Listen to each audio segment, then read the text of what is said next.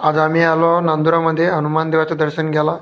ही हनुमानाची मूर्ती तुम्ही बघू शकता. 105 फूट उंच मूर्ती आहे.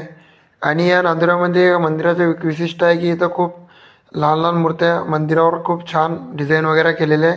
हे बघू शकता तुम्ही. आता मी तुम्हाला सर्व मंदिर दाखवणार आहोत. बघा तुम्ही.